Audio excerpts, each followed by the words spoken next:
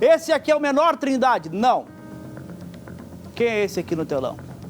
Esse é o rapaz que morreu em confronto com a Polícia Civil lá em Sorriso, médio norte do estado de Mato Grosso. Falei sobre esse caso ontem em conversa com o Rafael Silva aqui no Comunidade, não falei? Menor que invadiu uma casa com os comparsas, rendeu a família e depois entrou em confronto com a polícia e morreu. O jovem foi agora identificado.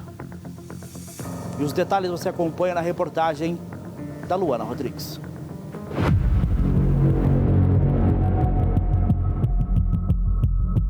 O menor e os comparsas fugiram neste carro após invadirem uma residência em Sorriso, a cerca de 400 quilômetros de Cuiabá.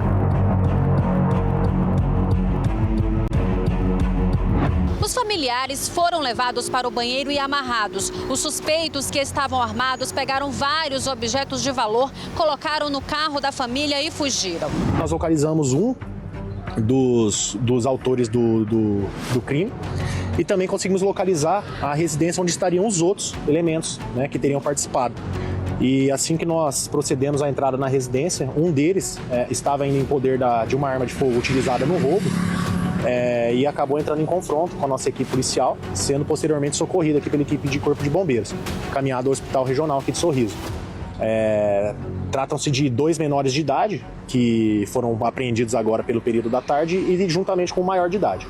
A mulher também está sendo levada, né, doutor? Isso, a mulher, como ela é mãe de um dos menores, nós vamos proceder à oitiva dela na delegacia também. O menor, que morreu após o confronto, foi identificado como André Walter da Silva de Souza. Ele tinha 17 anos. Apesar de jovem, André era investigado por roubo, homicídio e por integrar uma organização criminosa. Os comparsas que invadiram a casa com André ainda não foram presos. Presta atenção no que eu vou compartilhar com a senhora agora. Ontem eu falei sobre esse caso. Você quer que eu tenha pena daquele que morreu em confronto com a polícia? Você quer que eu fique com dó de quem entra em confronto com a polícia? Eu falei, não vou. Se quiser, mude de canal. Falei bastante sobre isso no Comunidade de ontem. Esse aqui é o rapaz que morreu em confronto com a polícia. Jovem, uma vida pela frente, mas escolheu o lado errado da história. Escolheu o lado errado da história e quando se escolhe o lado errado da história, tem consequências.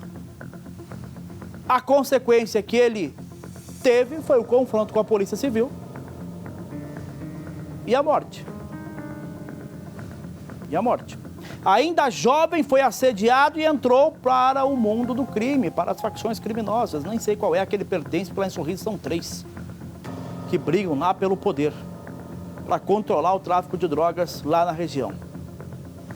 Mas a partir do momento em que esse jovem foi identificado, a polícia descobriu a capivara. Como assim, Trindade? O que a capivarinha tem a ver com um cara que morreu em confronto com a polícia? Porque no mundo policial, a capivara é a lista de passagens. Ainda menor de idade. Coloca a imagem dele em tela cheia. Arthur Garcia. Fala um pouco aí da capivara, Arthur, bom dia.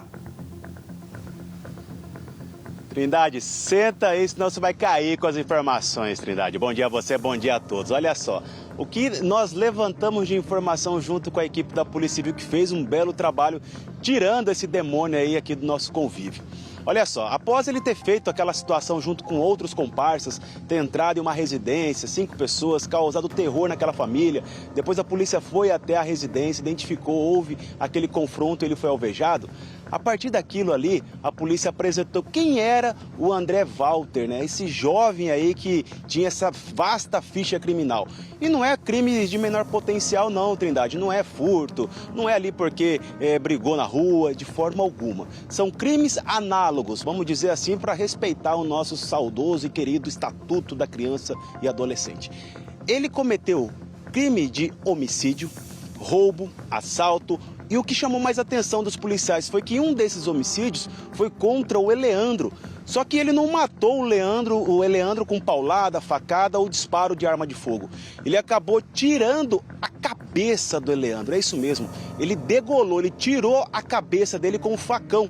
Esse fato foi identificado quando ele tinha apenas 16 aninhos. Ele cometeu esse crime, enterrou o corpo do Eleandro e a polícia identificou na cova o corpo dessa vítima com a cabeça ali fora do corpo. Então, ele tinha essa, como vamos dizer, no mundo criminal, um certo respeito exatamente pela forma como ele agia, com a frieza, com a sua forma de não ter piedade, porque em alguns casos eu levantei com uma equipe da polícia de lá, Trindade, de que em alguns momentos o criminoso, a vítima, pedia clemência para ele.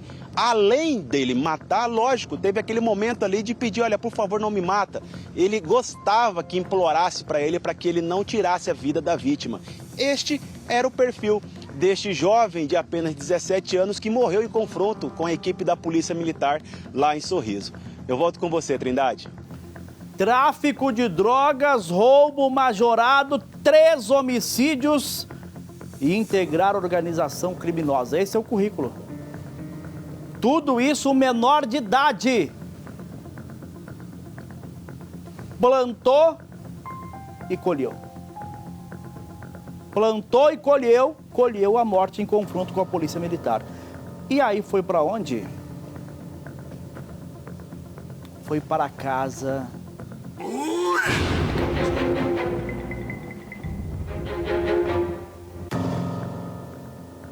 Pode ser que a mãe dele tenha orientado, e eu acredito nisso, aconselhado, chorado, para que ele fosse para a escola, para que ele se dedicasse, para que ele fosse um trabalhador.